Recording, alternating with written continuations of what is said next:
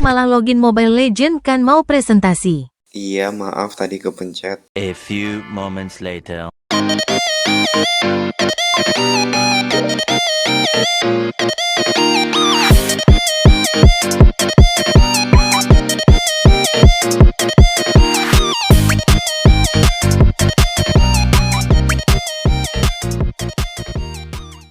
Assalamualaikum. Halo. Hai. Annyeonghaseyo. Konnichiwa.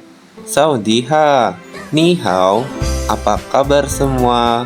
Perkenalkan, nama saya Jawara Ahmad, NIM 2212024 dari Program Studi Teknologi Informasi Universitas Mulia. Di sini saya akan mempresentasikan tentang sistem pakar mendiagnosa penyakit kolesterol pada remaja dengan metode kriteria faktor atau CF berbasis web. Tanpa berlama-lama lagi, yuk langsung simak videonya. Baik, yang pertama saya akan menjelaskan tentang pendahuluannya. Sistem pakar adalah sistem berbasis komputer yang mampu memahami atau meniru kemampuan seorang pakar dalam menyelesaikan suatu masalah. Sistem ini dirancang untuk meniru keahlian seorang pakar dalam menjawab pertanyaan dan menyelesaikan suatu permasalahan, baik di bidang kesehatan atau kedokteran, bisnis ekonomi, dan lain sebagainya. Peran penting seorang pakar dapat diganti oleh program komputer yang prinsip kinerjanya untuk memberikan solusi seperti yang dilakukan oleh pakar, yaitu kriteria faktor. Merupakan salah satu teknik yang digunakan untuk mengatasi ketidakpastian dalam pengambilan keputusan. Dalam pengambilan suatu masalah, sering ditemukan jawaban yang tidak memiliki kepastian penuh. Berikutnya yaitu landasan teori. Di landasan teori ini terdapat pakar, sistem pakar, kriteria faktor, gejala-gejala kolesterol, dan diagnosa. Yang pertama saya akan bahas yaitu pakar. Pakar adalah seorang yang mempunyai pengetahuan, pengalaman, dan metode khusus, serta mampu menerapkannya untuk memecahkan masalah atau memberi nasihat. Seorang pakar harus mampu menjelaskan untuk mempelajari hal-hal baru yang berkaitan dengan topik permasalahan. Jika perlu, harus mampu menyusun kembali pengetahuan-pengetahuan yang didapatkan dan dapat memecahkan aturan-aturan serta menentukan revisi ke pakarnya. Jadi, seorang pakar harus mampu melakukan kegiatan-kegiatan seperti mengenali dan memformulasikan permasalahan, memecahkan permasalahan secara cepat dan tepat, menetapkan pencahayanya, belajar dari pengalaman, merekrutasi pengetahuan, dan memecahkan aturan-aturan. Jadi kesimpulannya teman-teman, yaitu seorang pakar adalah seorang yang mempunyai keahlian di bidang tertentu. Contohnya seperti dokter, koki, pilot, dan lain sebagainya. Nah, jika mereka misalnya bukan di bidangnya, maka itu dolim ya, atau tidak sesuai dengan kemampuan mereka, maka nanti hasilnya tidak tahu bagaimana. Nah, jadi seorang yang ahli di bidang tertentu tadi, seperti dokter, menasihati pasiennya untuk minum obat secara teratur. Nah, jika peran tersebut diambil oleh koki, maka ya tidak tahu rasa obatnya kayak mana, apakah enak atau tidak. Nah, berikutnya yaitu ke sistem pakar. Nah, tadi kan soal pakar, nah sekarang kita pergi ke sistem pakar. Nah, di sistem pakar ini atau experimental system adalah aplikasi berbasis komputer yang digunakan untuk menyelesaikan masalah bagaimana yang dipikirkan oleh pakar. Pakar yang dimaksud di sini adalah orang yang mempunyai keahlian khusus seperti tadi teman-teman, yang dapat menyelesaikan masalah yang tidak dapat diselesaikan oleh orang awam. Sebagai contoh, seperti tadi, dokter adalah seorang pakar yang mampu mendiagnosa penyakit yang diderita pasien serta dapat memberikan penelaksanaan terhadap penyakit tersebut. Nah, penelaksanaan di sini artinya pengaruh. Nah, jadi kesimpulannya, sistem pakar merupakan kepakaran ditransfer dari seorang pakar atau sumber kepakarannya yang lain ke komputer. Jadi orang-orang awam atau baru itu bisa mudah memahami di sistem pakar tersebut, atau bahasa mudahnya itu lebih efisien. Berikutnya yaitu diagnosa. Diagnosa sebagaimana halnya dengan penelitian-penelitian ilmiah didasarkan atas metode hipotesis. Dengan metode hipotesis ini menjadikan penyakit-penyakit begitu mudah dikenali hanya dengan suatu kesimpulan diagnostik. Diagnosa dimulai sejak permulaan wawancara medis dan berlangsung selama melakukan pemeriksaan fisik. Dari diagnosa tersebut akan diperoleh pernyataan-pernyataan yang tertera. Perincian pemeriksaan fisik yang dilakukan untuk menentukan pilihan tester-tester serta pemeriksaan khusus yang akan dikerjakan. Data yang berhasil di-input akan dipertimbangkan dan diklarifikasikan berdasarkan keluhan-keluhan dari pasien serta hubungannya terhadap penyakit tertentu berdasarkan gejala-gejala serta tanda-tanda yang dialami oleh penderita. Maka penegakan diagnosa akan lebih berpusat pada bagian-bagian tubuh tertentu.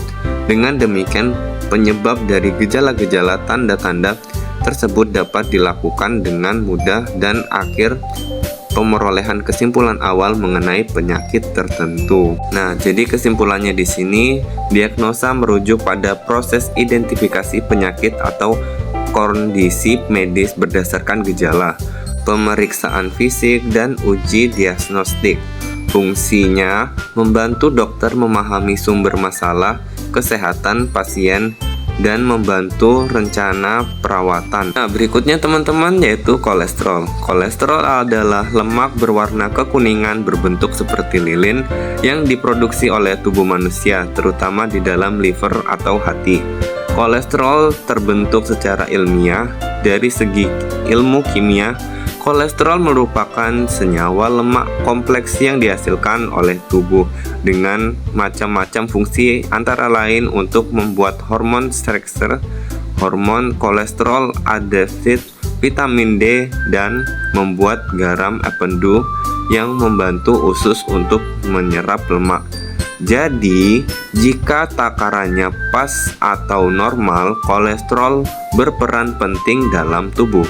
Namun, jika kolesterol banyak, kolesterol dalam aliran darah justru berbahaya bagi tubuh teman-teman. Jadi jaga kesehatan dan makanannya dijaga ya, supaya tidak terkena penyakit kolesterol. Nah, kalau tadi kita bahasnya soal kolesterol, sekarang kita pindah ke gejala-gejala kolesterol. Gejala kolesterol khususnya pada remaja kadang tidak disadari oleh banyak orang dan kadang diabaikan. Kolesterol memang dibutuhkan oleh tubuh, tapi sebenarnya tanpa asupan kolesterol dari luar pun kebutuhan sudah terpenuhi dengan baik, karena 80% kolesterol dihasilkan dari dalam tubuh kita, yaitu organ hati, dan 20%-nya sisa dari makanan. Orang yang mengalami kolesterol tinggi kadang tidak menunjukkan gejala khusus, tapi ada gejala khusus pada orang yang kena kolesterol tinggi.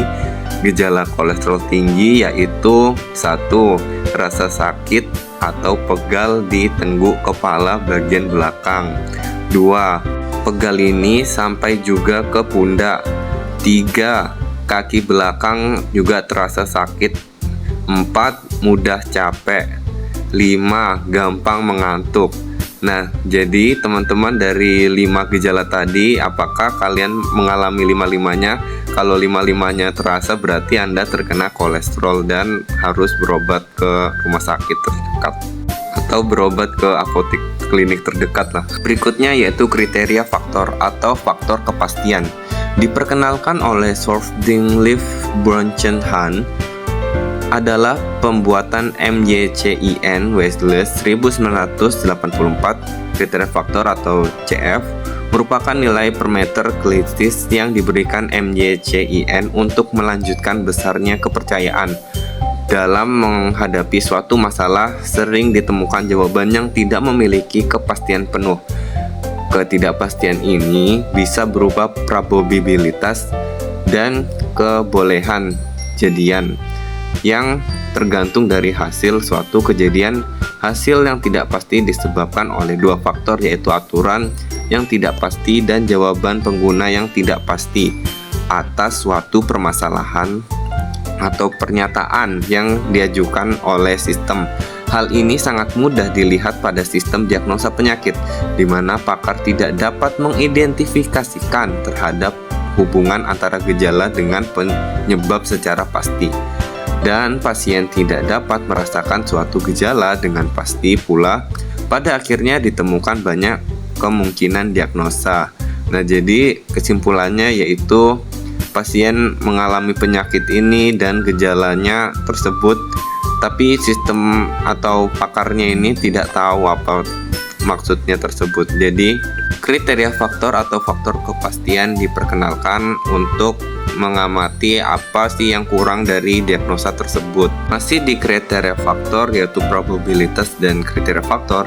Kriteria faktor didefinisikan sebagai permasalahan berikut, yaitu CF, HE, MB, HE, MD, HE, CF, HE. Kriteria faktor di hipotesis H yang dipengaruhi oleh gejala advantage E besarnya CF berdasarkan antara negatif 1 sampai 1. Nilai negatif 1 menunjukkan ketidakpastian kepercayaan mutlak, sedangkan nilai 1 menunjukkan kepercayaan mutlak. MB HE merupakan ukuran kepercayaan Marvus of Index Belief terhadap hipotesis H yang dipengaruhi oleh gejala E. MD HE ukuran bisa dilihat di sebelah kiri tabel, itu ada negatif 1,0 kriteria faktor sampai 1,0 kriteria faktor yang pasti. Masih di kriteria faktor berikutnya, yaitu perhitungan kriteria faktor gabungan. Secara umum, rule direpresentasikan dalam bentuk sebagai berikut: IF, E1 dan E2, dan N, 10, H, CF rule atau IF, E1 or 2E, or N, dan H, CF rule. Nah, di mana E1, N, fakta-fakta advantage yang ada, H itu hipotesis atau konklusivitas yang dihasilkan, CF rule tingkat keyakinan terjadi hipotesis, H akibat adanya fakta-fakta E1N. Berikutnya yaitu kelebihan dan kekurangan metode kriteria faktor. Kelebihan metode kriteria faktor adalah: 1. Metode ini cocok dipakai dalam sistem pakar yang menggabungkan ketidakpastian. 2. Dalam sistem prognosis perhitungan hanya dapat mengolah 2 data saja, sehingga ketentuan dalam dapat terjaga. Sedangkan kekurangan metode kriteria faktor adalah: 1. Pemodelan ketidakpastian yang menggunakan perhitungan metode kriteria faktor masih diperdebatkan. Jadi masih ada salah-salahnya, teman-teman. 2. Untuk data lebih dari 2 buah harus dilakukan beberapa kali pengolahan data.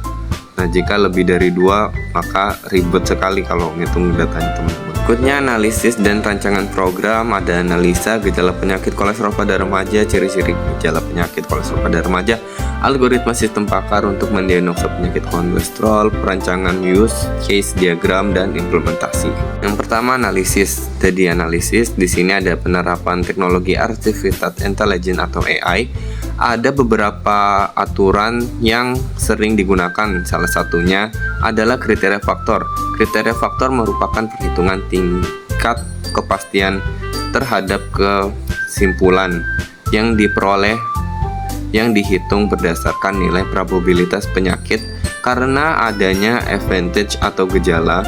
Perhitungan dengan menggunakan metode ini dalam siklus hitungan hanya dapat mengolah 2 jenis data saja, sehingga keakuratannya dapat terjaga. Seperti kelebihannya tadi, cara-cara diagnosa dokter tersebut memiliki persamaan dengan model aplikasi diagnosa penyakit kolesterol dengan menggunakan kriteria faktor, resepsi, analisis dokter dinyatakan dalam bentuk rule sebagai tempat implementasi pengetahuan dan analisa dokter dalam aplikasi. Keduanya dalam menyimpulkan suatu keputusan mengacu pada suatu fakta-fakta gejala didapatkan yang diberikan oleh pasien. Pada kriteria faktor akan dibaurkan nilai-nilai tinggi keyakinan yang akan digunakan untuk mengatur tingkat kepastian suatu penyakit yang dialami pasien seperti yang dilakukan oleh dokter.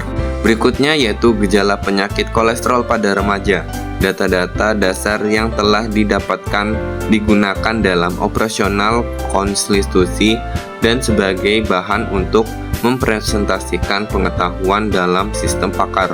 Untuk mendiagnosa gejala-gejala penyakit kolesterol, pengetahuan diresepsikan dengan menggunakan kaidah produksi. Secara default, sistem ini memiliki 4 rule diagnosa penyakit yang nantinya masih bisa ditambahkan oleh pakar. Daftar rule aturan diagnosa pada sistem ini ditunjukkan pada tabel berikut. Nah, bisa dilihat ada tabel 2, tabel 3, dan tabel 4. Mungkin terlalu kecil ya, saya akan besarkan lagi tabelnya. Nah, seperti ini teman-teman. Dari daftar rule diagnosa penyakit, tabel perspektif kesimpulan, dan tabel aturan kriteria faktor. Mungkin saya akan sedikit zoom di bagian tabel-tabelnya. Nah, seperti ini bentuknya. Yang pertama itu tabel 2, data rule diagnosa penyakit. Bisa dilihat ada kaki bengkak, gampang pegal, mudah capek, dan lain sebagainya. Itu diagnosa penyakit yaitu IF, NNNNN, dan nah gitu. Nah, berikutnya itu tabel 3. Mohon maaf ya teman-teman, itu angka Romawinya salah. Tabel 3 itu presentasi persen kesimpulan, nah itu tingkat presentasinya 0 sampai 5%, 50% setidaknya kemungkinan atau kemungkinan kecil, yaitu pasti, kemungkinan besar ya sangat yakin 100%-nya. Dan berikutnya aturan kriteria faktor. Bisa dilihat ada rasa sakit pegel di kepala, bisa dicentang di B atau apa itu positif. Nah, berarti itu terkena penyakit tersebut. Nah, jadi dari 3 tabel ini menunjukkan bahwa gejala penyakit kolesterol pada remaja terbukti ada atau tidaknya. Di gejala penyakit kolesterol pada remaja, sekarang ciri-ciri gejala penyakit kolesterol pada remaja. Untuk sistem ini, tingkat kepastian sistem terhadap kesimpulan yang diperoleh dihitung berdasarkan nilai probabilitas penyakit karena adanya advantage atau gejala tertentu. Sebagai penalaran, perumusan ketidakpastian dapat memberikan nilai dari setiap gejala untuk penyakit penderita kolesterol dengan nilai gejala seperti ciri-ciri gejala kolesterol yaitu rasa pegel kepala 0,6%, pegel sampai ke pundak 0,%, dan seterusnya. Berikutnya yaitu bobot keyakinan ciri-ciri gejala kolesterol. Ada rasa sakit di kepala 60% pasti, pegel sampai ke pundak 60% pasti. Nah, seperti itu ciri-ciri gejala kolesterol di tabel 5.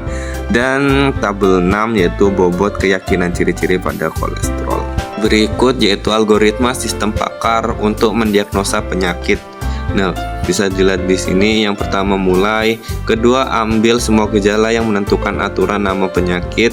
Bentuk dari query untuk melakukan pencarian gejala adalah sekian. Tampilkan semua gejala penyakit kepada pengguna. Nah, jika gejala habis, maka lanjut ke langkah ke-6. Jika tidak, kembali ke langkah kedua. Sampai jawaban CF, pengguna ke dalam tabel cek gejala. Lalu, cari nilai minimum dari sekumpulan CF pengguna dalam tabel cek gejala yang memiliki ID rule yang sama. Cari nilai CF final dari tiap-tiap aturan nama penyakit. Bentuk rumusan pencarian CF final sama dengan CF user atau CF pakar. Berikutnya tampilkan kesimpulan penyakit dan selesai. Nah, seperti ini teman-teman bentuk algoritmanya. Berikutnya yaitu perancangan use case diagram. Use case merupakan fungsional dari suatu sistem sehingga customer atau pengguna sistem paham dan mengerti mengenai kegunaan sistem yang akan dibangun. User case sistem pakar untuk mendiagnosa penyakit kolesterol dapat dilihat dalam gambar 2 sebagai berikut di sebelah ini. Bisa dilihat di gambaran yang sebelah kanan itu user atau gambaran stickman atau manusia orang-orangan atau seperti kita lah.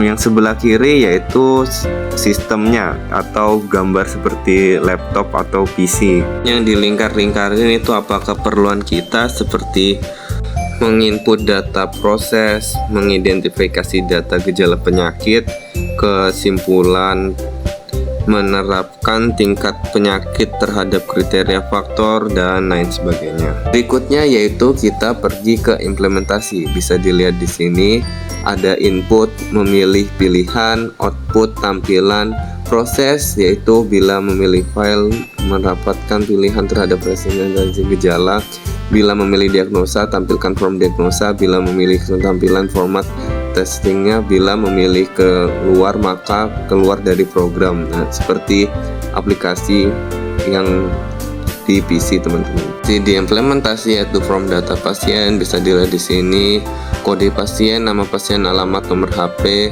outputnya data pasien, dan prosesnya seperti jika ingin melakukan penambahan maka klik tombol baru, isi file yang tersedia, tekan tombol simpan. Untuk menyimpan yang telah dibuat tadi ke database, tekan tombol batal untuk membatalkan ada di dalam form tersebut. Bila melakukan perubahan data lokasi, klik data grid yang tersedia sehingga dapat yang telah dipilih tersebut untuk masuk ke dalam form data. Klik tombol edit bila ingin mengedit file yang tersedia sesuai dengan kebutuhan. Tekan tombol simpan untuk menyimpan data yang telah diedit ke database. Tekan tombol batal untuk membatalkan dan menghapus apa yang ada di dalam form tersebut. Bila melakukan penghapusan data, klik data grid yang tersedia sehingga data yang telah dipilih tersebut akan masuk ke dalam format. Tekan tombol delete untuk menghapus data yang telah ditampilkan tersebut. Tekan tombol batal untuk membatalkan dan menghapus apa yang ada di dalam format tersebut. Diimplementasi format data yang sama seperti tadi, tapi ciri-ciri gejala yaitu input kode gejala, ciri-ciri gejala, output data, ciri-ciri gejala. Prosesnya mungkin tidak usah saya jelaskan, mirip-mirip sama seperti tadi. Berikutnya kita lanjut ke form diagnosa, yaitu masih diimplementasikan, yaitu input kode diagnosa, tanggal, nama pasien, outputnya hasil diagnosa kolesterol, dan prosesnya mungkin sama seperti dua tadi itu, yang dari baru sampai ke tombol batal, mirip-mirip seperti dua implementasi tadi. Nah, berikutnya kita sudah di akhir presentasi, yaitu bagian kesimpulan. Berdasarkan uraian dari bab-bab sebelumnya, maka penulis dapat memberikan kesimpulan sebagai berikut.